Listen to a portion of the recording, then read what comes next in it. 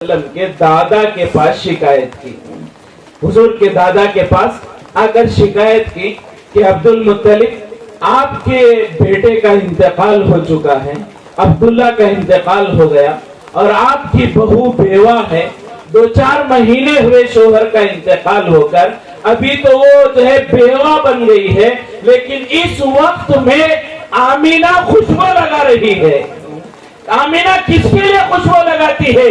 शोहर का इंतकाल हुआ है, अभी ज्यादा वक्त नहीं गुजरा, बेवा है, आखिर आमीना किसके लिए खुशबू लगा रही है, इधर लगा रही है? तुम अपनी बहू से कहो कि बेवा औरतें खुशबू नहीं लगाती। तो अब्दुल मुत्तलिब ने एक मर्तबा आमीना को बुलाया, हुजूर की वालिदा को, और आकर बुलाकर कहा कि देखो बहू, देखो बेटा, कि मक्के की औरतें शिकायत कर रही हैं, तुम इतर लगा रही हो, हालांकि तुम्हारे शोहर का इंतकाल होकर अभी ज्यादा दिन नहीं गुजरे हैं, इस तरह से बेवा औरत का इतर लगाना, खुशबू लगाना अच्छी बात नहीं है। तो हजरत आमीना ने कहा कि अब्बा जान, अल्लाह की कसम, मैंने कभी खुशबू नहीं लगाई, ये जो खुशबू मेरे बदन से आती है वो मेरे अंदर के बच्चे की वजह से आती है। मैंने खुशबू नहीं लगाई, ये मेरे अंदर जो बच्चा पल रहा है उसकी वजह से मेरे बदन से खुशबू निकलती है। जिस रास्ते से मैं गुजरती हूँ वो रास्ता खुशबुओं से भर जाता है। ये है अल्लाह के नबी की बरकतें। और जब हुजूर पाक सल्लल्लाहु अलैहि वसल्लम की विलादत हुई और हजरत हलीमा, लंबा वाकया है मुख्तसरन, हजरत हलीमा आई हुजूर पाक सल्लल्लाहु अलैहि वसल्लम को दूध पिलाने के लिए ले जाने के लिए। तो आने के बाद उनकी खूबसूरती को देखकर हजरत हलीमा दंग रह गई और हुजूर के चेहरे को देखते ही रह गई। तो हुजूर की खूबसूरती को देख रही थी, तो आमीना हुजूर पाक सल्लल्लाहु अलैहि वसल्लम की वालिदा ने जब देखा कि हलीमा मेरे बच्चे को देख रही है और रश्क कर रही है खूबसूरती पर, तो हजरत आमीना ने कहा कि हलीमा, आज तक मैंने ऐसा हसीन बच्चा नहीं देखा है। हजरत आमीना कह रहे कि आज तक मैंने ऐसा हसीन खूबसूरत बच्चा नहीं देखा।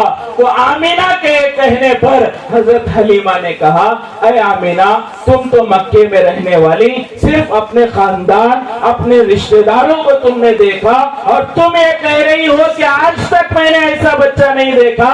लेकिन आमीना, मैं हलीमा हूँ, मैं हर साल आती हूँ, बच्चों को दूध पिलाने के लिए ले जाती हूँ। मैंने कई शहरों को देखा, कई कबीलों को देखा, कई खानदानों को देखा। हलीमा कहती है, मैं कहती हूँ आमीना, आज तक मैंने ऐसा बच्चा नहीं देखा है। ये दोनों बातें हो रही थी। अब्दुल मुत्तलिब आए। अब्दुल मुत्तलिब ने कहा, आमीना, तुम अपने घराने की बात करती हो, हलीमा तुम चंद खानदानों की बात करती हो, मैं अब्दुल मुत्तलिब हूँ, मैं काबे का मुतवल्ली हूँ। काबे में अरब के लोग आते हैं, मिस्र से लोग आते हैं, यमन से लोग आते हैं, शाम से लोग आते हैं, पूरे दुनिया के कोने से मक्के में लोग आते हैं और उन आने वालों की खिदमत मैं करता हूँ। मैंने पूरी दुनिया वालों को देखा है, लेकिन आज तक मैंने ऐसा बच्चा नहीं देखा। अब्दुल मुत्तलिब कह रहे, मैंने पूरी जिंदगी में दुनिया के कोने कोने के लोगों को देखा, आज तक ऐसा बच्चा नहीं देखा।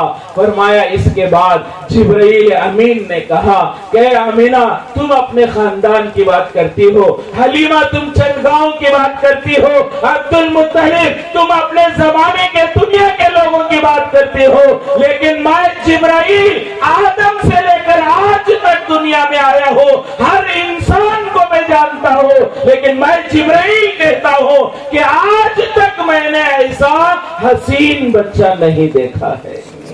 फरमाया, क्या हुस्न होगा अल्लाह के नबी का। जिब्राइल गवाही दे, ऐसा हुस्न मैंने नहीं देखा।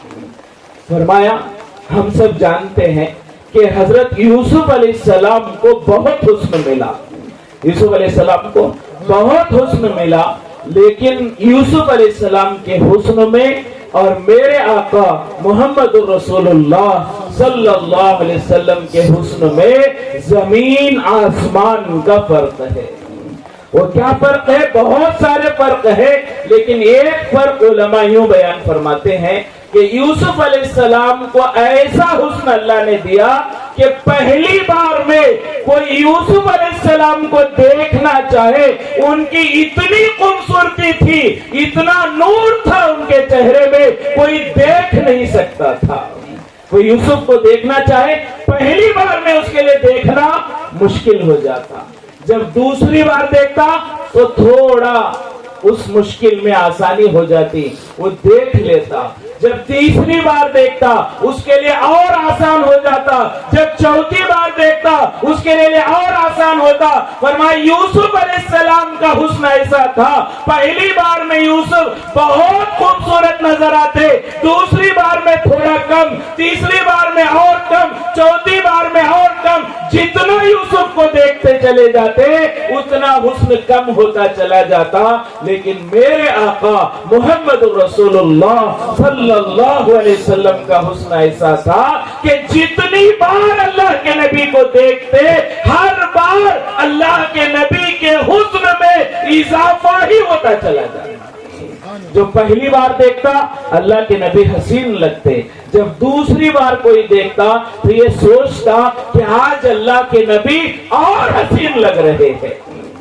وہ مشہور واقعہ آپ حضرات نے سنا ہوگا، احد کے میدان میں ایک دشمن نے اللہ کے نبی کے سر پر جو آپ نے ٹوپی پہنی تھی، لوہے کی خود جسے کہتے ہیں، تلوار کے دستے سے حملہ کیا، اور اس کی وجہ سے وہ جو لوہے کی ٹوپی تھی، دو کڑیاں، دو زنجیریں اللہ کے نبی حضور پاک صلی اللہ علیہ وسلم کے رخسار اور گال کے اندر دھس گئی، اور اتنا اندر گئی کہ ابو عبیدہ رضی اللہ تعالیٰ عنہ جب انہوں نے دانت سے کھینچا تو وہ دو کڑیاں کھینچتے ہوئے ابو عبیدہ کے دو دانت ٹوٹ گئے۔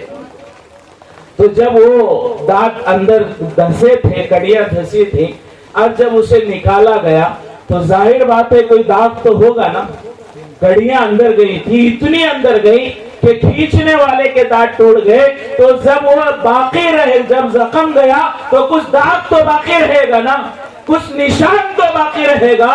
صحابہ کرام کہتے ہیں جب اللہ کے نبی کے چہرے پر وہ نشان ہم نے دیکھا، ہمیں ایسے لگ رہا تھا شاید اسی نشان کی کمی تھی جو اللہ نے پوری کر دی۔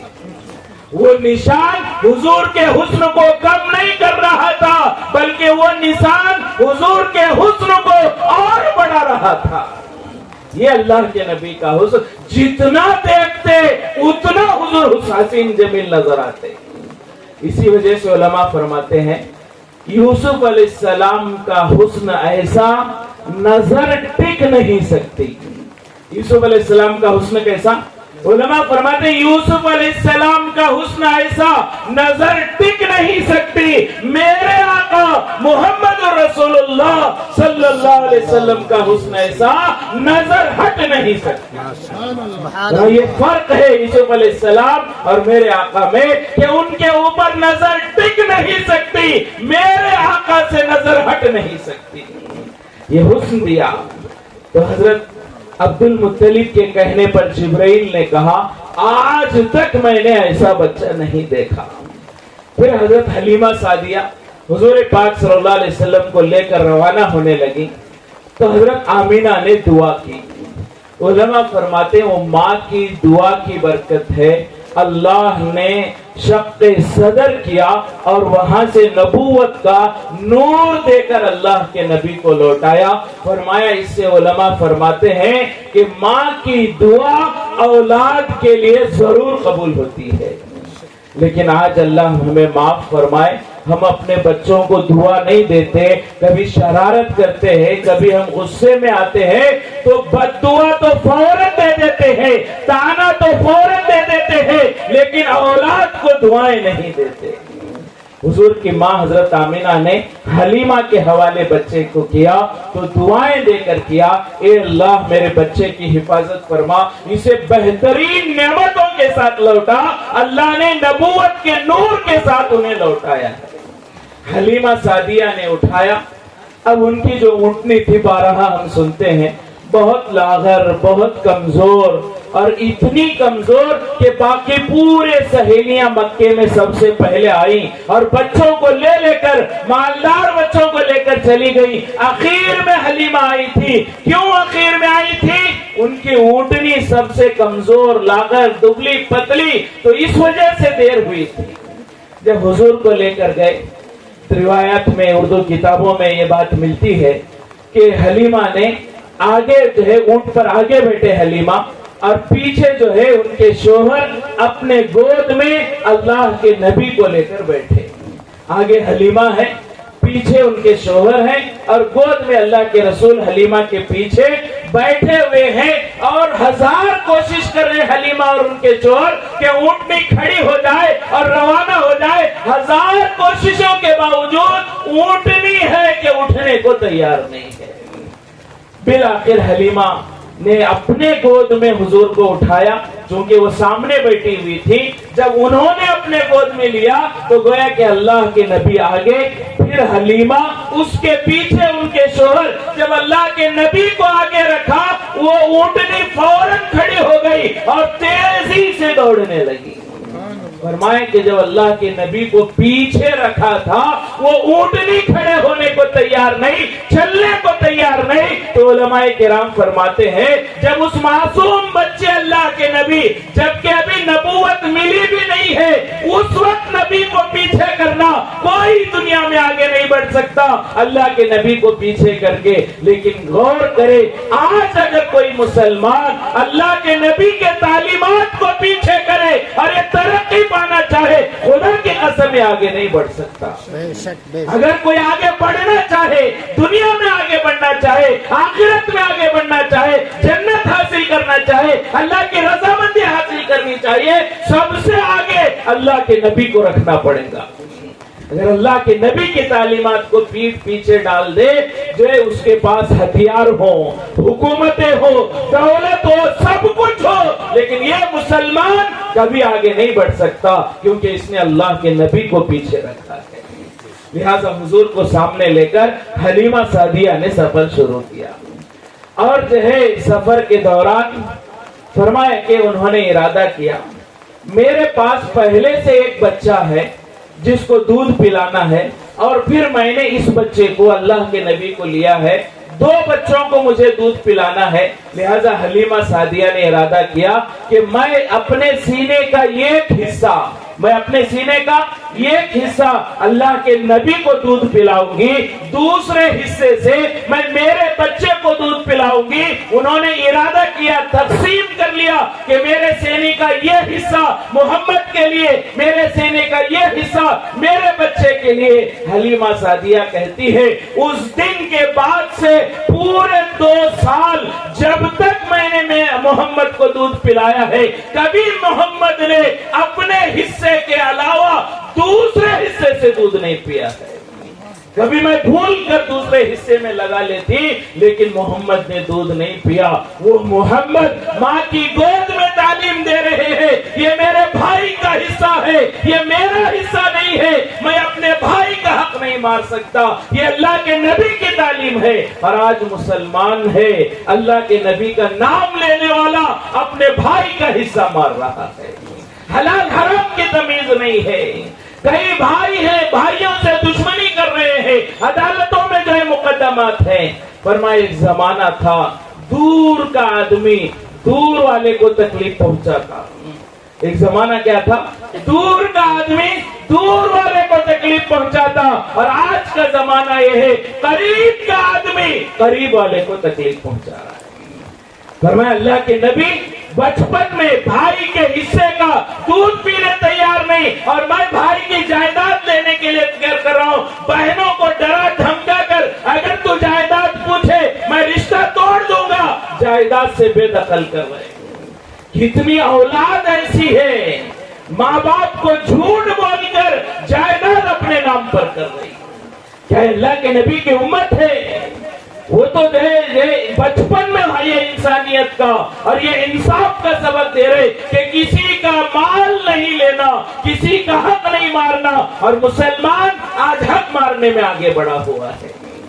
نبی کی تعلیم ہے، फरमाया, हलीमा कहती है, उस दिन से जिस दिन मैंने इरादा किया, कभी अल्लाह के नबी ने मेरे बच्चे के तरफ से दूध नहीं पिया। और वो लेकर चली। हलीमा कहती है, मेरी ऊँटनी कमजोर, लेकिन वो सबसे आगे चलने लगी, यहाँ तक कि जो मेरी सहेलियां पहले निकल चुकी थी उनसे आगे चलने लगी। तो मेरी सहेलियों ने पूछा, अरे हलीमा, क्या तूने सवारी बदल दी? तो हलीमा ने कहा, सवारी जो है मैंने नहीं बदली, मैंने सवार बदल दिया। मैंने सवारी नहीं बदली, सवार बदल लिया, जिसकी वजह से वही कमजोर ऊँटनी अल्लाह ने उसमें ताकत अता फरमाई।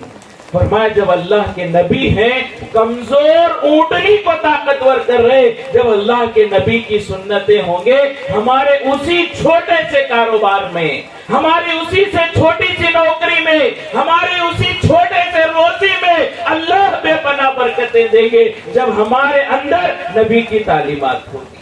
अल्लाह ने ऊँटनी नहीं बदली, उसी कमजोर ऊँटनी को ताकतवर किया नबी की बरकत से। फरमाया, आज हमारी जिंदगी में नबी के तालीमात है, हमें करोड़ों रुपए की जरूरत नहीं, बड़े कारोबार की जरूरत नहीं, वहदे कुर्सी की जरूरत नहीं, जहां हम हैं वही अल्लाह की मदद आए। फरमाया कि ऊँटनी ताकतवर हो गई, तेज चलने लगी, और बरकतें ऐसी कि जाकर जो है बकरियों का दूध दुह रहे हैं।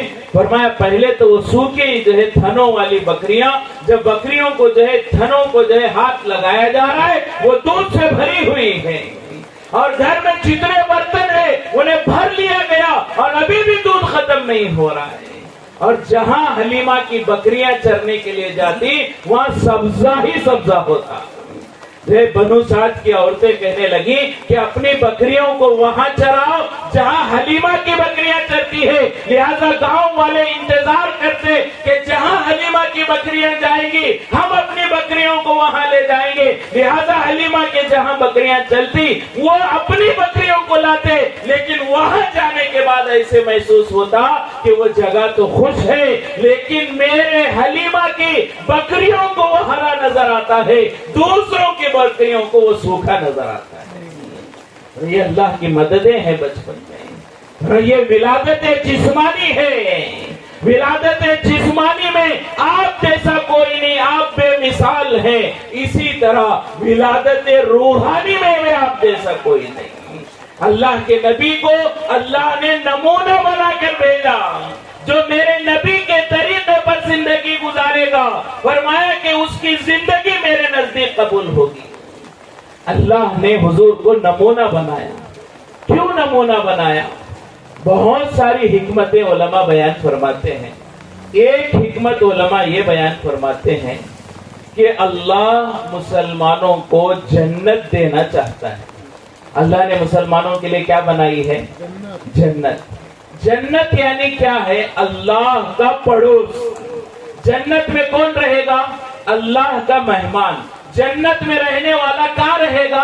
अल्लाह के बाजू में, अल्लाह के पड़ोस में रहेगा। लिहाजा उलमा फरमाते हैं कि अल्लाह अपने पड़ोस में किसे रखना चाहते हैं? वो इंसान कैसे होना चाहिए जो अल्लाह के पड़ोस में रहने के काबिल हो।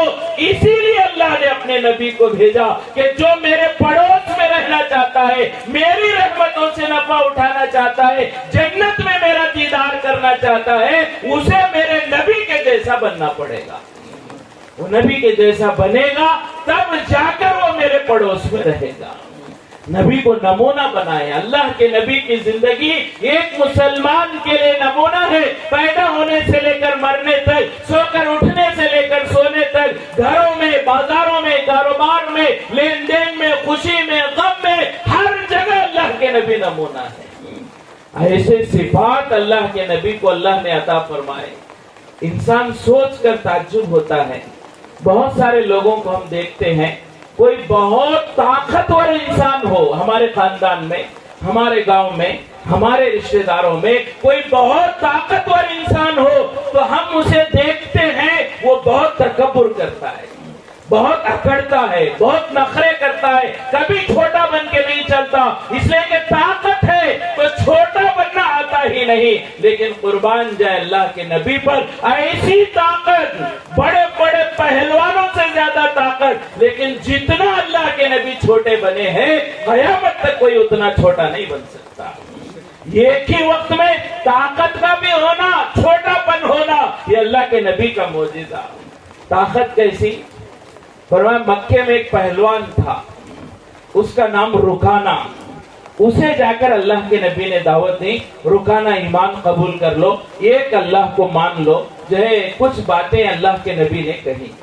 तो वो जो पहलवान था रुकाना, उसने कहा देखो मोहम्मद, मुझे ये बातें नहीं आती जो तुम कह रहे हो, मुझे समझ में नहीं आती। मैं पहलवान हूँ, मुझे क्या मालूम है पहलवानी करना, मुझे अखाड़े में उतरना, दुश्मन को जो नीचे गिराना, ये मुझे मालूम है, पहलवान हूँ। जो तुम कह रहे हो ये मुझे समझ में नहीं आ रहा है, मुझे तो ये समझ में आता है मैं पहलवान हूँ। लिहाजा उसके बाद जो है हुजूर पाक सल्लल्लाहु अलैहि वसल्लम से रुकाना ने कहा, अगर तुम कुछ मुझे समझाना चाहते हो तो आओ अखाड़े में, मुझे गिराओ, मेरे जमीन पीठ को लगाओ, मैं तुम्हारी बात मान लूंगा।